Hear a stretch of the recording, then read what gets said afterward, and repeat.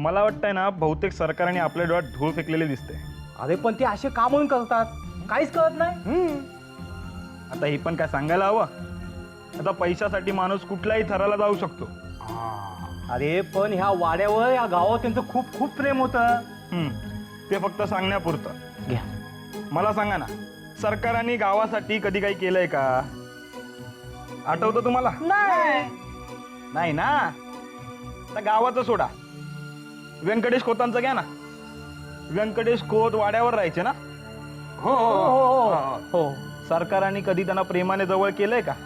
नाही. कशाला करतील? कारण का व्यंकटेश खोत सतत त्यांच्या विरोधात बोलायचे ना.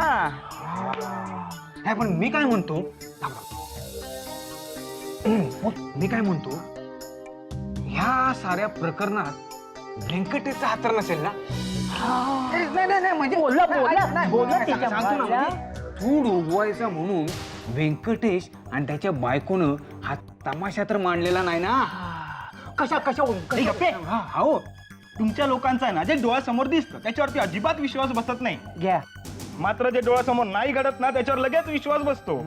नाही पण मला राहून राहून असं वाटतं की ह्या साऱ्या प्रकरणात व्यंकटेशचा हात असला. मी सांगतो नक्की असला. कशावर सांग. अरे अरे बाबा, तेव्हापासून तो कुठं दिसलाय का? नाही दिसला. दिसलाच नाही. मग दिसलाच नाही तो. अरे सरकार गायब झाले ना, त्याची साधी चौकशी करायला पण आला नाही तो वाड्यावर. अगदी बरोबर आहे.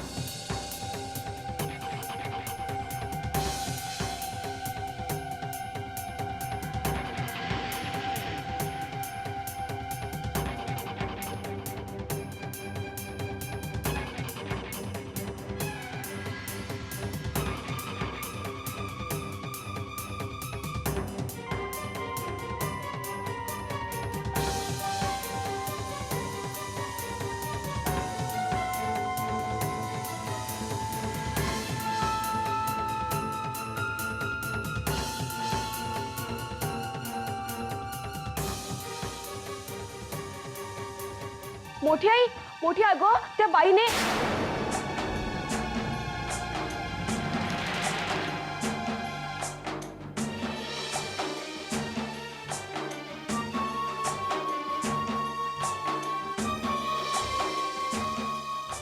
तुम्ही काय जेवायचं थांबलात? जेवा बघू. काय हवंय तुला?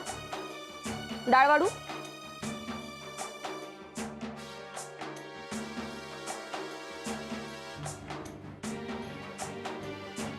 वाढू ना? हे घे. तुला देऊ? अगं घे ना. घे. आणि ताटातलं सगळं संपवायचं. काही ठेवलं ना तर मी धपाके घालेन. कळलं?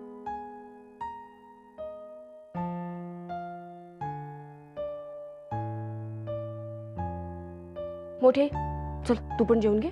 मी तुझ्यासाठी ताट करते. नाही नको. नको काय? आता कोणाची वाट बघतेस? भात वाढ.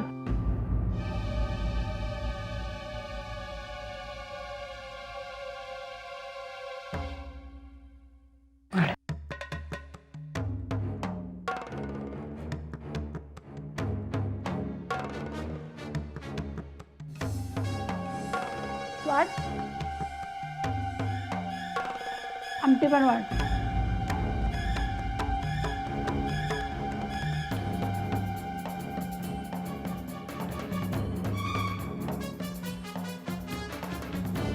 वाढ.